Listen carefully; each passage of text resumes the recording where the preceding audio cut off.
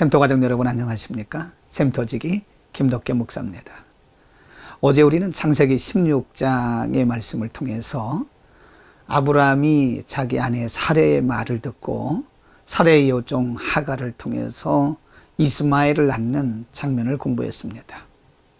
15장에서 하나님께서 분명히 아브라함에게 나타나셔서 그 몸에서 날 씨가 하늘의 뭇별같이 될 것이라고 말씀하셨음에도 불구하고 16장에서 아브라함과 사레가 그 중심이 많이 흔들리고 있던 것을 어제 공부했습니다. 오늘 본문 말씀은 그로부터 14년이 흐른 뒤 아브라함의 나이 99세 때에 있었던 일이라고 1절에서 말씀합니다. 17장 1절 말씀에 아브라함의 99세 때에 여호와께서 아브라함에게 나타나서 그에게 이르셨다라고 말씀하십니다. 그로부터 14년이 흐른 뒤에 하나님께서 아브라함에게 나타나셔서 하신 말씀이 무엇일까요?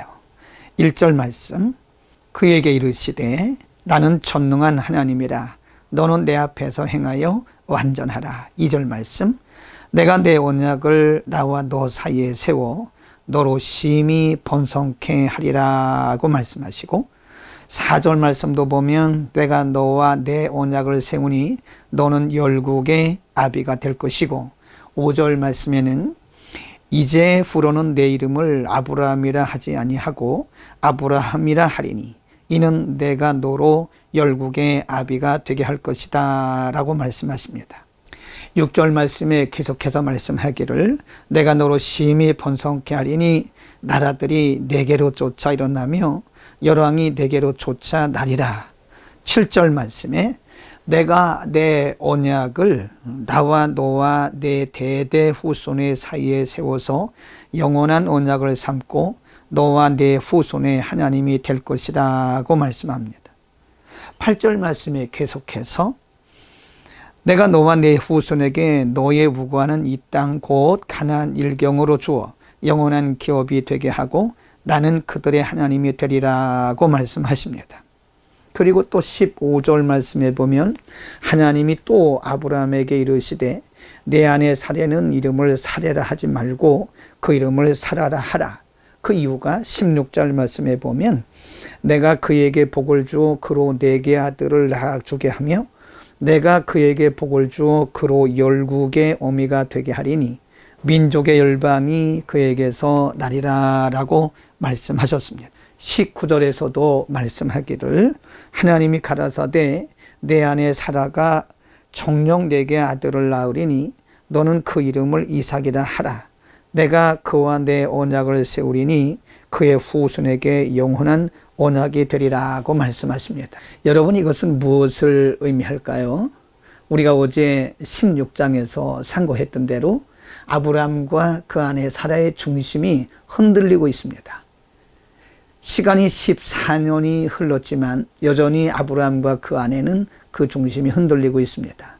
바로 이때에 하나님께서 아브라함에게 오셔서 아브라함의 중심을 위로하시고 아브라함의 믿음을 격려하신 것입니다. 하나님은 우리가 연약한 인생임을 아십니다. 그래서 우리의 연약한 모습을 보시고 때로는 우리가 흔들린다 할지라도 하나님께서 우리를 버리시는 것이 아니라 하나님은 여전히 우리를 위로하시며 우리의 믿음을 격려해 주시는 것입니다. 사람들은 우리의 믿음 없음과 우리의 흔들리는 모습을 보고 어쩌면 조롱할 수도 있습니다. 그러나 하나님은 우리에게 계속해서 격려하시고 용기를 주시면서 믿음을 견고케 하시는 분이십니다. 하나님이 이 말씀에 대해서 아브라함의 반응은 어떠했을까요? 오늘 본문에 아브라함의 반응에 대해서 이렇게 말씀합니다. 3절 말씀에 보면 아브라함이 엎드린데 라고 말씀하고요. 그리고 17절 18절 말씀에 보면 아브라함이 엎드려 웃으며 심중에 이르되 100세 된 사람이 어찌 자식을 낳을까? 사라는 90세니 어찌 생산하리오 하고 19절 말씀에 계속 이어서 아브라함이 이에 하나님께 고하되 이스마엘이나 하나님 앞에 살기를 원합니다. 여전히 아브라함의 믿음이 흔들리고 있습니다.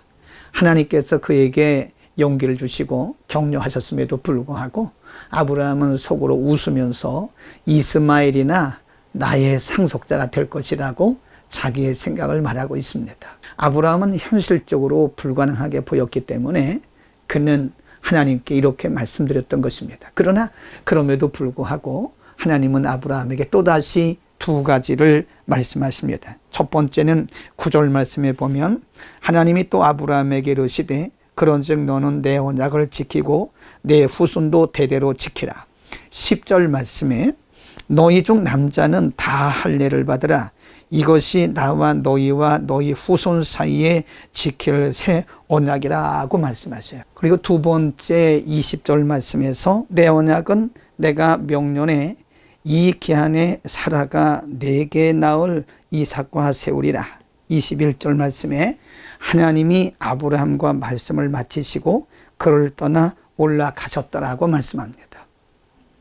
지금 여전히 하나님께서 아브라함을 격려하시고 위로하심에도 불구하고 아브라함은 현실적으로 불가능한 모습이기 때문에 그는 여전히 하나님 앞에 믿음 없는 모습으로 흔들리고 있습니다. 그러나 하나님은 그에게 할례를 행할 것을 말씀하시고 내년 이때가 되면 내가 분명히 사라를 통해서 아들을 낳을 것이라고 그 이름까지도 이삭이라고 말씀해 주셨습니다. 여러분, 이것은 우리에게 무엇을 가르칠까요? 사람이 흔들리고 사람이 하나님의 약속을 믿지 않는다고 해서 하나님의 역사가 취소되거나 하나님의 계획이 실패되지 않는다는 사실을 우리에게 가르쳐주고 있는 것입니다. 사람은 사람이고 하나님은 여전히 하나님이십니다. 사람이 연약하다고 해서 하나님의 계획이 무너지거나 하나님의 계획이 실패하지 않습니다. 그럼에도 불구하고 하나님은 여전히 하나님의 계획대로 그분의 뜻을 이루고 그분의 계획대로 통치해 가고 계시는 것입니다. 우리는 현실적으로 보이는 여러 가지 상황들을 보면서 때로는 절망할 때도 있고 때로는 낙심할 때도 있습니다. 국가적으로나 사회적으로나 때로는 교회적으로, 개인적으로, 가정적으로 우리가 원치 않는 일들, 또 우리가 기도해왔던 일들과는 전혀 다른 방향으로 흘러갈 때 우리가 때로는 염려하고 때로는 절망하지만 우리가 절망하지 말아야 할 것은 사람은 사람이고 하나님은 하나님이신 것입니다.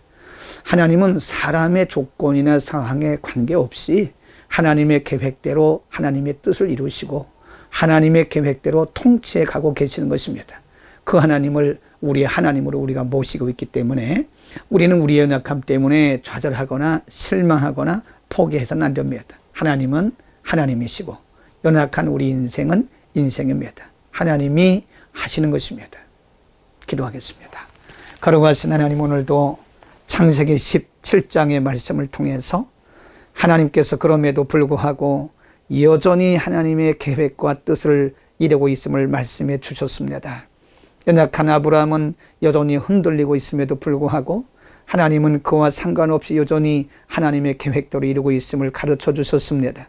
우리가 보이는 현실과 보이는 상황과 조건 때문에 낙심하지 말게 하시고 여전히 전능하신 하나님께서 하나님의 뜻대로 이루고 계심을 믿고 언제나 소망 가운데 하나님을 섬기게 하옵소서.